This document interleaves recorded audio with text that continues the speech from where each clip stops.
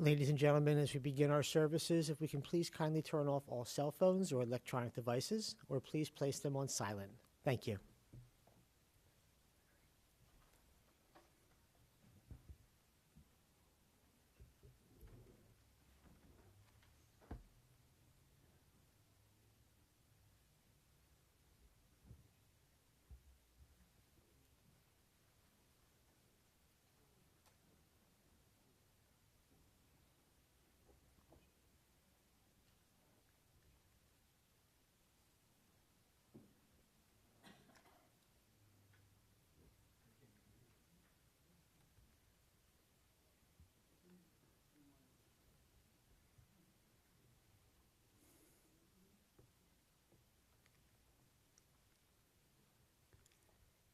Welcome, everyone. A loving father to 3 devoted sons, one even telling me that his father was, quote, one of the greats. A committed husband of 60 years to Sharon, who told me that their time together was incredible and that they were never out of love. A proud grandfather to his grandchildren, a strong brother, brother-in-law, and uncle to his siblings and their children, who were all exceptionally close. A lover of movies and film, a hardworking man who provided a good example to all those who came into his orbit. Once again, welcome everyone, as today we raise up the memory and celebrate the life of Philip Younger, Fishel Chaim ben Yaakov, who passed away this past Shabbat. Now, I didn't know Phil in life, only coming into contact with his family upon news of his passing. But I had the opportunity yesterday, though, to spend some time with his wife, his sons, and some of his grandchildren in the background who shared with me about the man that Phil was.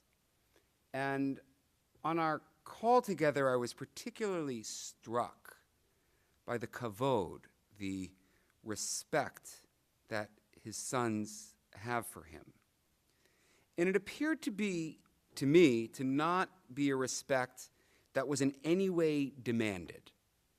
It was a respect that was earned and commanded due to the man that Phil was and the values that drove him and how he put those values into action in his life. His son Brett and daughter-in-law Audrey even built an in-law apartment onto their home for Phil and Sharon. I learned that Phil was extraordinarily hardworking, working his way up from being a bank teller to becoming a bank vice president with only a GED. I learned about his common sense and his street smarts, his way of providing sage advice when people sought it out from him, but not being so arrogant to offer it when they didn't. I learned of his commitment to his children and his commitment to instilling in them the desire to earn an honest living, no matter what it was that they chose to do. I was told that he was courageous, bold, funny, witty, and likable. And I have to say, you all knew him and I didn't, so I can't imagine that I'm sharing with you anything that you didn't know. But you're going to hear shortly from a number of members of the family, his sons and his grandchildren, who'll share more about the man who meant so much to them in life.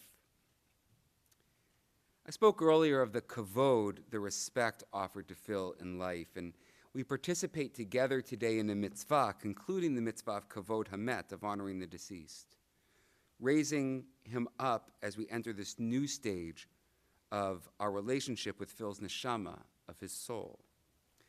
And our Jewish tradition teaches that while the physical body is temporary, the soul is eternal, it is without end. So today, we gather for sacred purpose. We pray for full and complete rest for Phil's body, and we know how much he suffered over the last few years.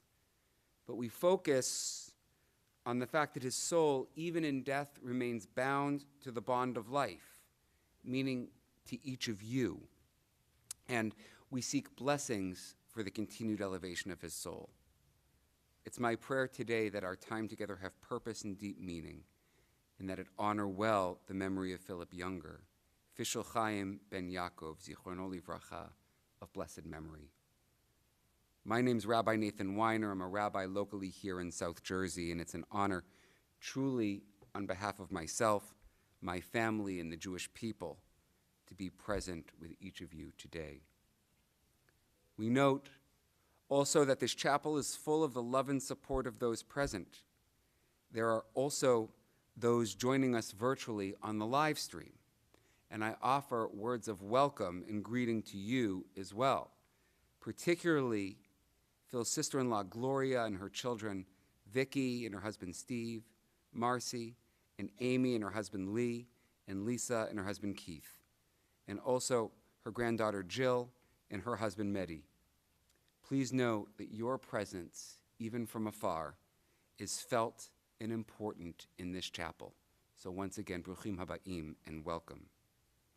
Phil is survived by his wife of 60 years, Sharon, and his children, Brett and his wife Audrey, Eric and his wife Stacy, and Michael and his wife Miriam. His grandchildren, Jillian and her husband Mehdi, Emily, Jessica, Ben, Jack, and Jake. And his siblings, Rochelle and her husband Lou, and Howard and his wife Susan of blessed memory. And his sister-in-law Gloria. I pray I got every name correct. And it's my prayer also that your love for one another only be made stronger through this challenge, and that you carry one another together through this difficult loss and transition.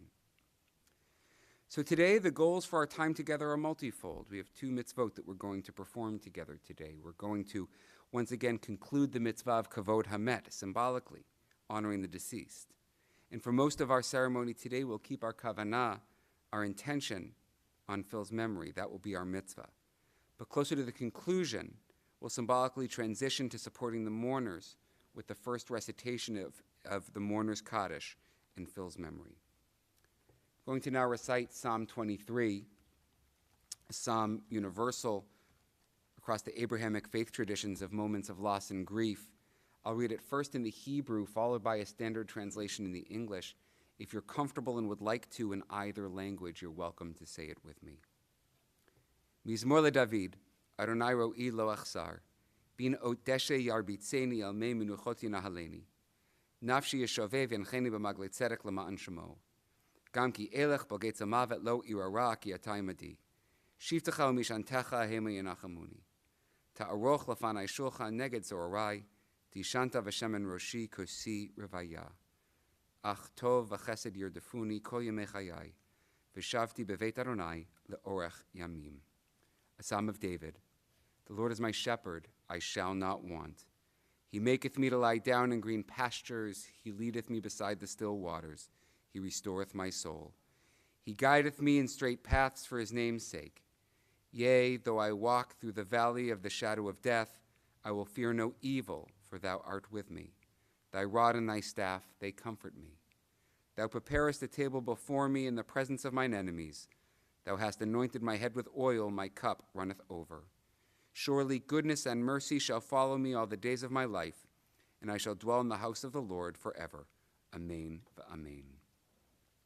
From Kohelet Ecclesiastes chapter 3, for everything there is a season, a time for every experience under heaven, a time to be born and a time to die, a time to plant and a time to uproot what has been planted, a time to tear down and a time to build up, a time to weep and a time to laugh, a time to grieve and a time to dance, a time to throw stones and a time to gather stones, a time to embrace and a time to refrain from embracing, a time to seek and a time to lose, a time to keep and a time to throw away, a time to tear and a time to sow, a time for silence and a time for speaking. Spoke earlier that you'd be hearing from a number of members of the family, and we've arrived at a time for speaking as members of the family have prepared words to share of a hesped, of a eulogy to raise up the honor and dignity of Phil and Phil's life. I'm going to invite his sons first in this order, beginning with Eric, then Mike, and then Brett. Eric?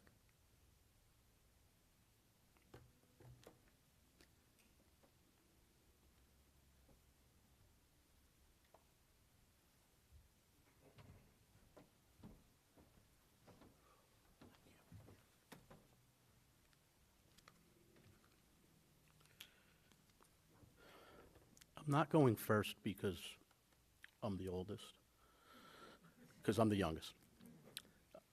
I'm going first because my friend Len said to do that so that nobody will steal any of your material.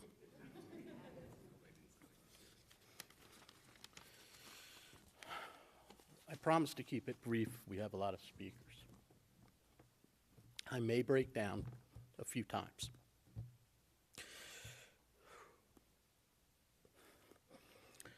Thank you all for coming today. My family and I greatly appreciate each and every one of you. I also need to thank my brother Brett and his wife Audrey, along with their children Jess, Jack, and Jake, for everything they have done to keep my mother and father safe and comfortable for these last 5 years. It may have been a sacrifice, but they will tell you it was a blessing to have them home. I also need to acknowledge my mother, who has been,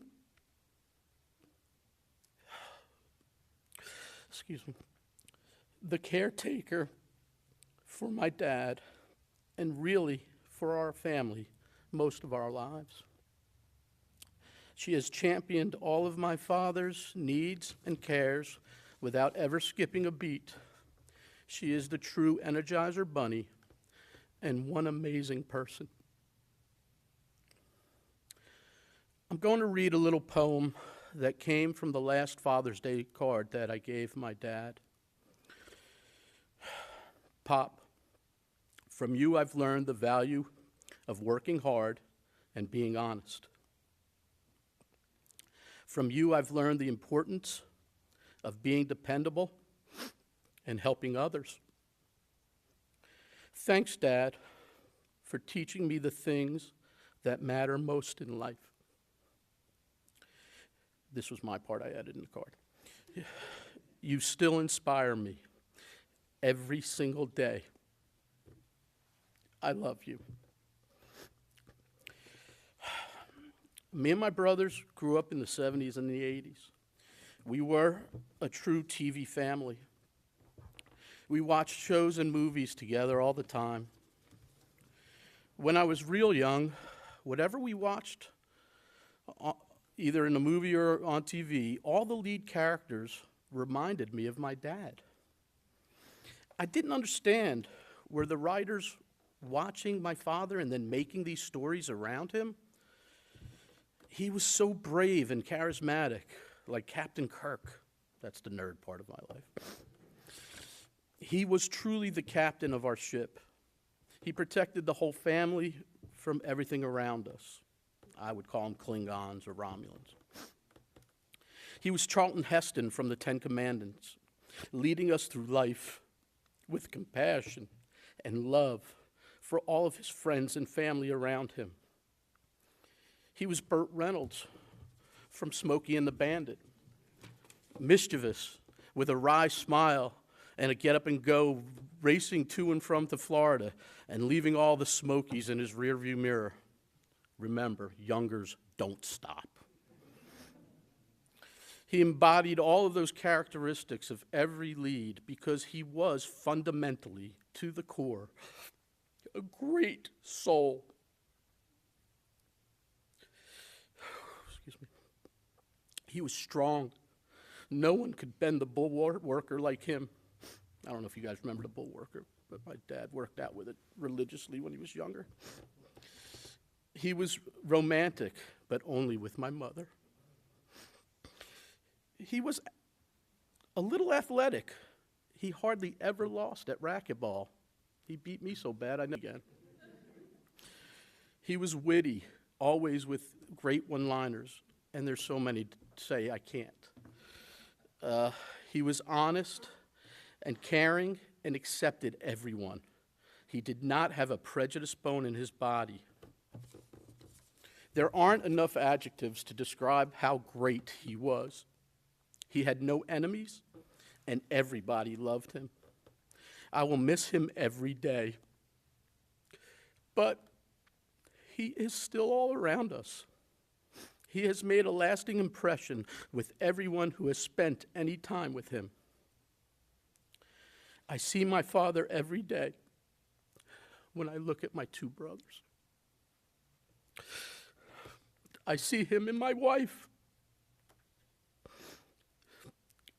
I see him and my two sister-in-laws. I see him in my mother. I see him in my aunts and uncles. I see him in my children and nieces and nephews.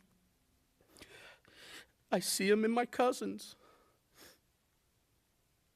I even see him sometimes in the mirror. I always said I would want to grow up and be half the man my father was. And if I did, I'd be very successful.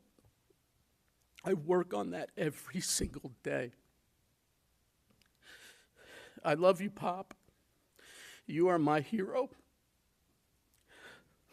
I know you were up there playing cards with Uncle Frankie and Art Gezzi and the rest of your friends. And I hope that next card that you get is so sweet, it'll make you want to, Ira, don't say it. Thank you for listening to me.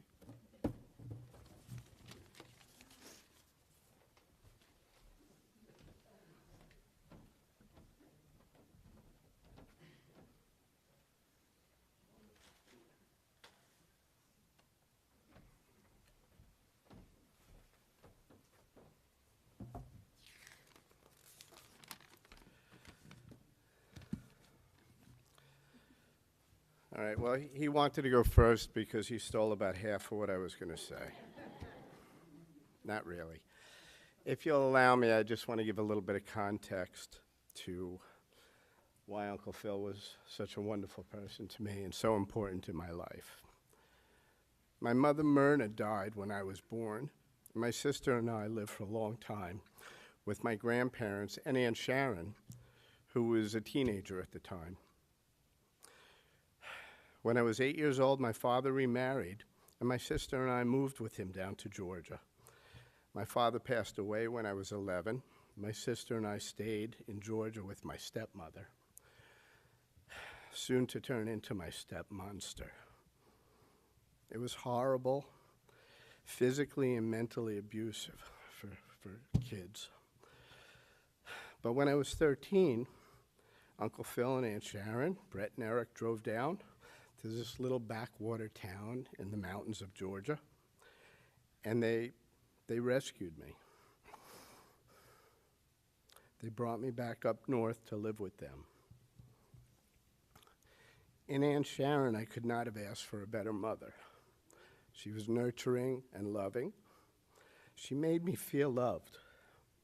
She made me feel like I belonged with them and that their home was my home. She told me repeatedly that whatever happened to me in the past and whatever challenges that the future holds, this was my safe place. I could always come home and I would be safe. I grew up with Brett and Eric. From the beginning, they were my brothers. Brett was 8, Eric was 6, and I'll always cherish our bond, our relationship, our friendship that we have together as family. I love them dearly. I had a blood bond with Aunt Sharon because I was her sister's child. But with Uncle Phil, there was no blood bond. He was related to me through marriage, and yet he didn't hesitate to disrupt his life and make room for me, to welcome me into his life, into his home, his family, and his heart. That selfless act has stayed with me my whole life. I wonder sometimes if he ever questioned his decision as I grew up through my teenage years, and I'm sure I was responsible for more than a few of the gray hairs on his head. Put him through the paces. But if he ever did have second thoughts, I never knew it, because he always made me feel like I was his son. He was a great man, and I was in awe of him and inspired by him. I can't see.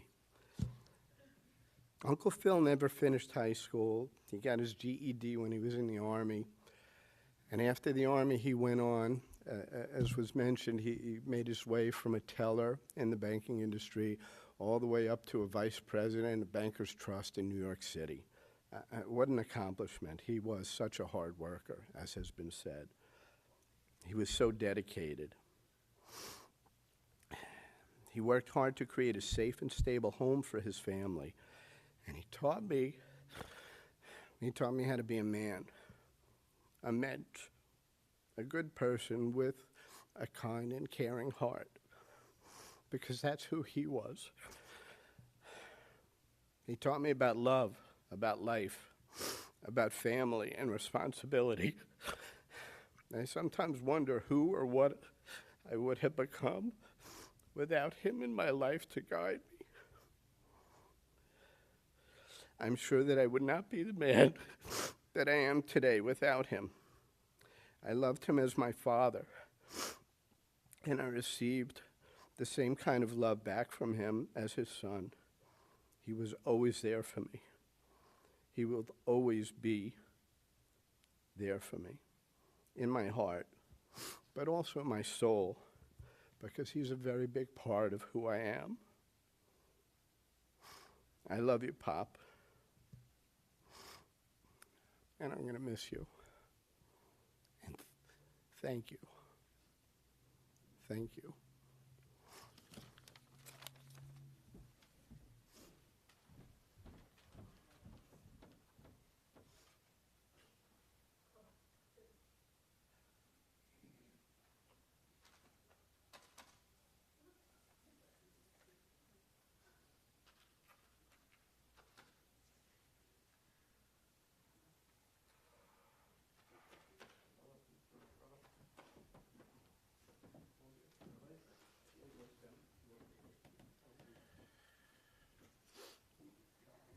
They stole everything. Now I can't say anything.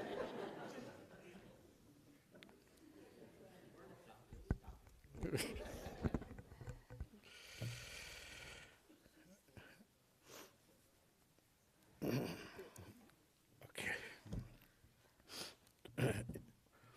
When I was a kid, I didn't really know what kind of job or career I wanted, but I knew I wanted to be like my dad. I wanted a family and a house. I wanted to be able to support my family and provide the same security my dad provided for us. I'm very fortunate I grew up in a house that I knew my parents loved me. My home was safe. My father was strong, smart, and caring. He taught me how to be a man by example. He went into the Army at 17 and got his GED there. He came out of the Army. He got a job as a teller in a bank. Through hard work, dedication, and amazing common sense, he worked his way up to the vice president. We moved to Lakewood, New Jersey in a condo, and he commuted an hour and a half to 2 hours each way every day to provide for us. He taught me so many of life's lessons through example, like hard work pays off, and that's being a man. When I was 7 or 8, we brought my cousin Mike into our home to live with us. My dad loved Michael as he loved Eric and me. Mike was his son, and he's my brother. Once again, my dad stepped up, and he was a hero. He took care of all of us. When I was a teenager, I was a little lost. He was always there for me and Eric and Mike, no matter how hard we made it. And boy, we made it pretty hard. We made it hard. He stood by us, and he supported us, and he guided us through it. When I was 23, my Uncle Frank passed. He and my Aunt Gloria had 3 daughters. When they needed him, he was always there for them for advice or any type of support that they needed. My dad taught me so many life lessons. Your family is everything. And when they need you, you step up and take care of them. That's being a man. At some point, the bank closed and my dad was out of work. Although I never saw him down, this did affect him. He and my mother worked through it together. They were a team. They moved to Florida and started again. Things were up and down in Florida, but in the end, they persevered.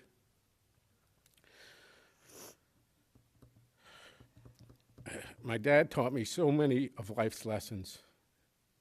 Things in life will knock you down. It's not about getting knocked down. It's about getting back up. That's being a man. My dad never talked bad about people, and he never really fought with anyone. He was always level, rational, and kind. Another lesson: be fair. Be kind and forgiving to everyone. That's being a man. In my life, I've tried to do all the things he taught me. I tried to be the man he was, a man he could be proud of. The last 5 years have been both a blessing and a curse. Being able to spend time with him and help him and my mom have been amazing. My wife Audrey and the kids got an opportunity to spend quality time with him. They loved him so much. Watching his physical and mental decline has been impossible. Dad, I love you, and thank you for teaching me all those lessons. Thank you for teaching me how to be a man. Thank you.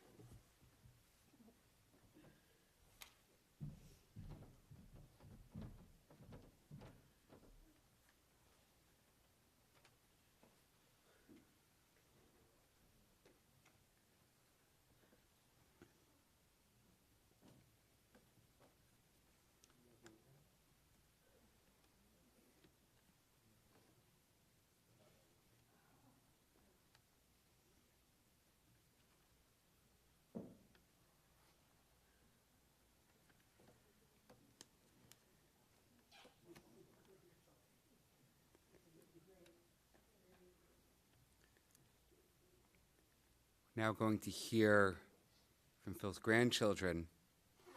We'll first hear, coming up together, Jake, Jack, and Jess, and then Ben and Emily.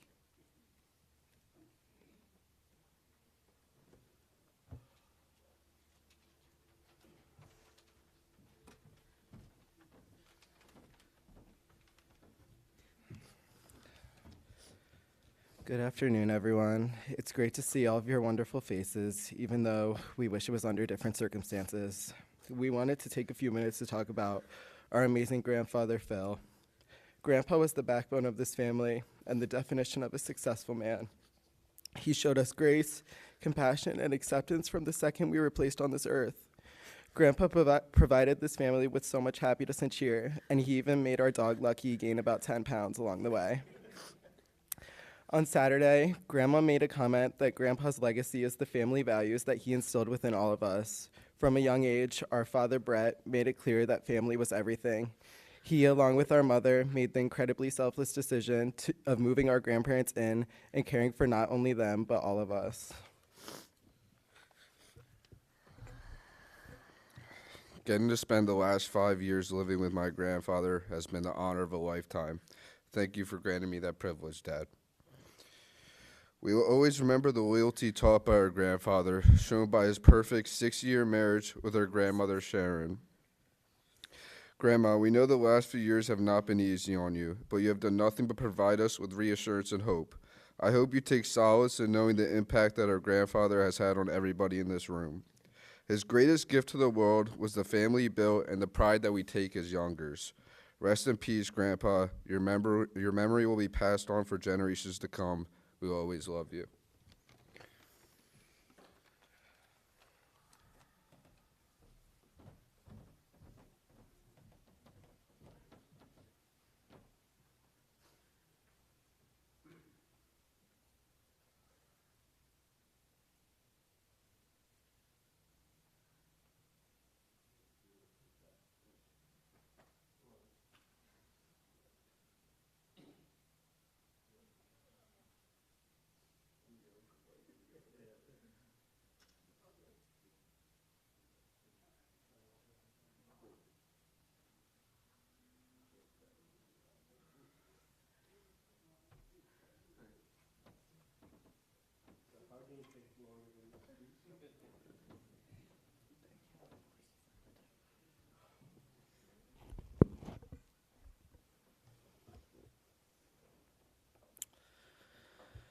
All right. Well, thank you all for coming. It means so much to me and my family to see all these people that my grandfather touched. Um, I didn't really write anything out. I've been reminded quite a bit to keep it within 5 minutes, and it's like I didn't think I talked that much, but we'll see. Um, I remember growing up. We had two amazing grandparents from New Jersey, and then grandma and grandpa from Florida. We definitely loved them both the same, but we thought it was cooler to visit grandma and grandpa from Florida because we were in Florida. They know this. But hearing you three, then you guys, it really made me realize, the person that I strive to become. That all started with my grandfather. I remember for my birthday every year, and I think for Emily's birthday every year, my grandmother and grandfather would call and they would sing happy birthday. And then, shortly after, they'd probably mail in a gift, where they gave me a lot of gifts, us a lot of gifts. The gift that I cherish the most is my grandfather gave me a present father who would have done anything for me and my sister.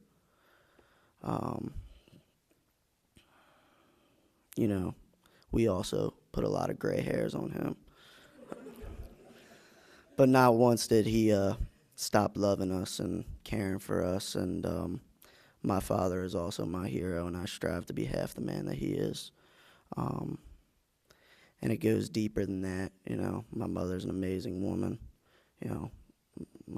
Both my uncles and their spouses are amazing people. And as Jack said, the legacy that he left, it all starts at the top with him. He raised three very hardworking men. And, I look at the 6 grandchildren we got, they have. Jillian's off in France, doing her thing. And then I got an amazing older sister that I could look up to and has done everything she set out and accomplished to do. And, Jesse just graduated college, and we're all so proud. And then Jack and Jake, of course, are on pace to be the first male youngers to graduate college, and I couldn't be more proud of all 5 of them. And they're people that I get to look up to. And I see my grandfather through all my family, everything that he's taught us. And then last night when I was with my moms and dad, looking through pictures, there was one picture that stood out to me, and it was him holding up the middle finger, and I said, "That's me." So, but, the last few years for me, I've moved away and haven't been around as often. But I just want to thank you, Grandpa, for allowing me to say my last goodbye to you. And now you're with God at his house and with the rest of the loved ones that were there waiting for you. And till we meet again, I love you, and I won't take anything for granted in your honor. Thank you. I just wanted to share one of my favorite memories of Grandpa. Most of you probably know he was a man of very few words. He was very funny when he did speak, but I think he was always present, and that was what was most important. So one of my favorite memories is when they first moved back up to New Jersey, and we got to see the new apartment in Aunt Audrey and Uncle Brett's house, and we were all in the apartment, just the grandchildren, just giggling and having fun like we always do. And my grandpa, he was there, and I looked at him, and he just had the biggest smile on his face because he knew he was home and he was where he was meant to be. And I'm always going to miss that smile. I love you, Grandpa.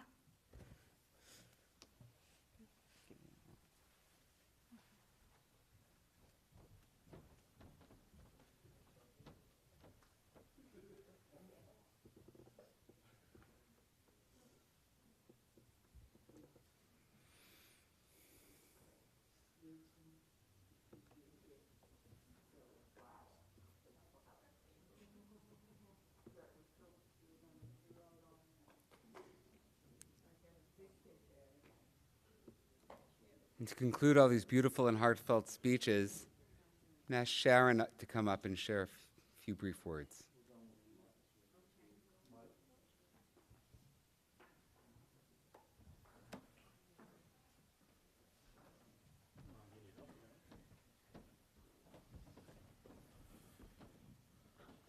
First, I want to thank everybody for coming, supporting the family in that time of sadness. But we celebrate Phil's life. As you see, he raised 3 sons that adored him. Ira, someone that is included, his grandchildren. And you see, I'm proud, so proud of my sons and my grandchildren to be able to stand up and tell about him, give him what he meant to them. And we always said, you can't tell a child what to do.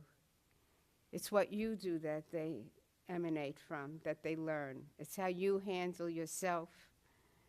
That's how your children learn. And as you could see, it's true. All our friends, family, his brother, his sister, Lou, his brother-in-law, Cindy. I mean, the family is one, and we're always together, and we always support each other. And that was the important thing, and acceptance. It doesn't matter. Be yourself. Be the person that's really you. That's what counts. So thank you again for coming. Thank you. And please join us in Brett and Audrey's home after the service. For everybody to be welcomed. Thank you.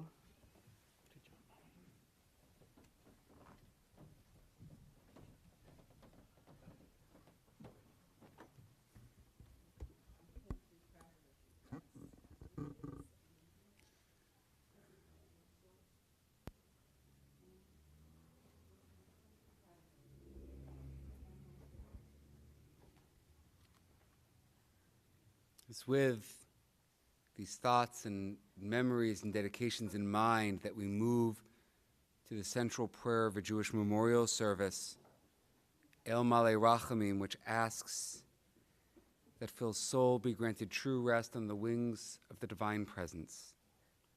I will invite you to please rise if you're physically able, and I'll read it first in English, followed by chanting in the Hebrew.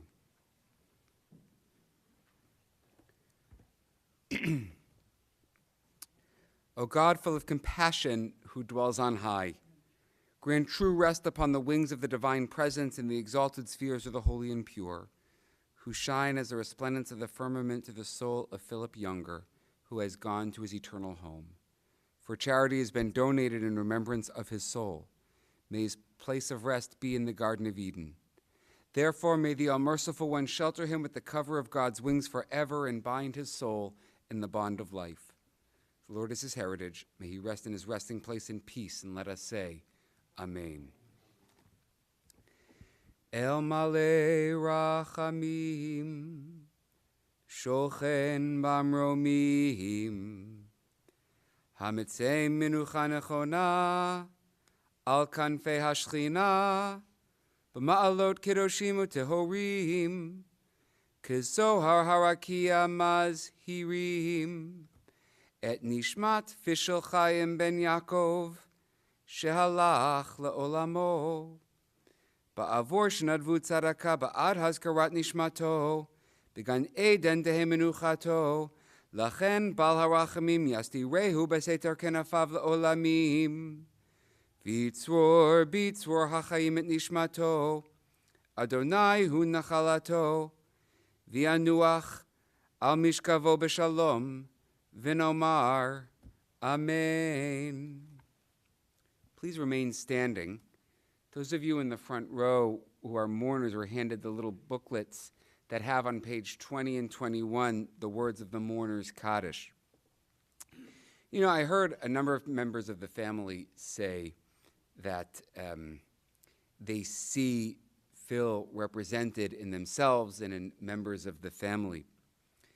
And, you know, the tradition of saying mourner's Kaddish is done so that another mitzvah is done in the deceased's name. So when you go about the world doing mitzvot, you get the credit. The check goes in your column, except with the performance of this one. This one declares God's name as great, and that's a mitzvah, but if Phil hadn't died, you wouldn't be doing it. Therefore, it's his mitzvah. He's the cause for it. So even in death, that goodness, the way that he brought goodness into the world, continues to pass through you through your actions out in the world and also through this one. That his mitzvot, his goodness, continues to fill the world, God willing, in a tangible, real way, and that should be a comfort to you as you enter this new status of being a mourner.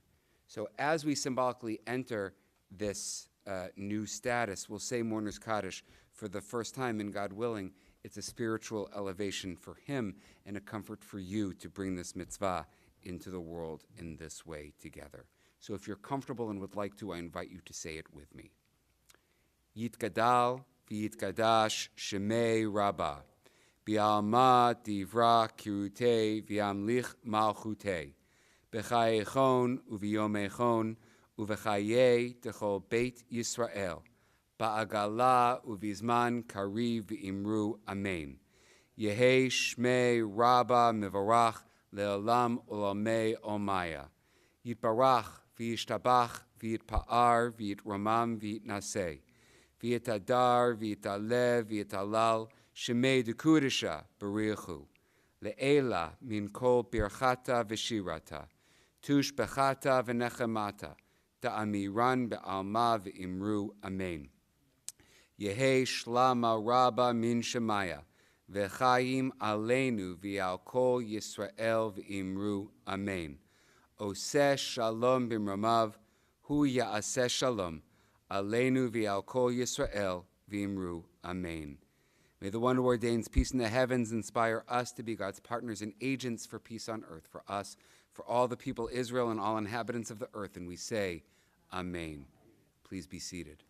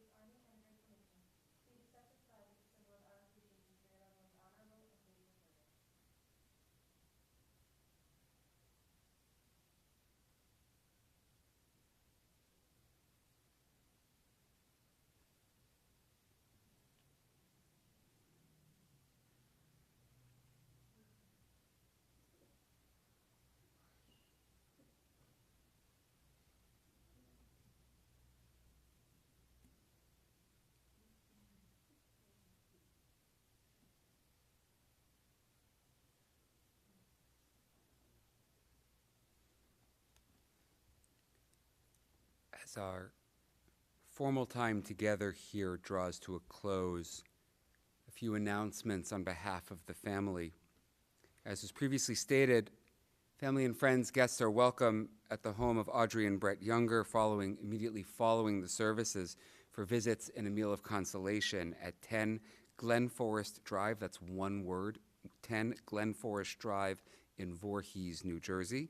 And contributions in memory of Philip Younger may be made in lieu of flowers to either Samaritan Hospice, the Michael J. Fox Foundation for Parkinson's Research, or the Memorial Sloan Kettering Cancer Center.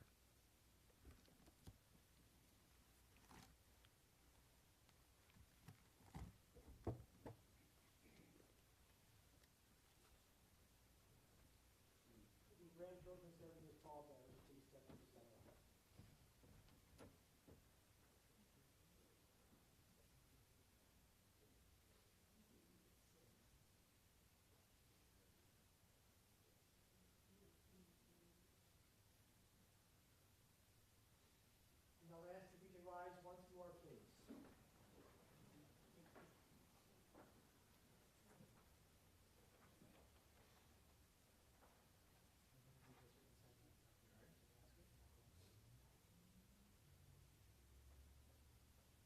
The mourners, we wish upon you our well wishes of love and support, and we say the traditional line of consolation.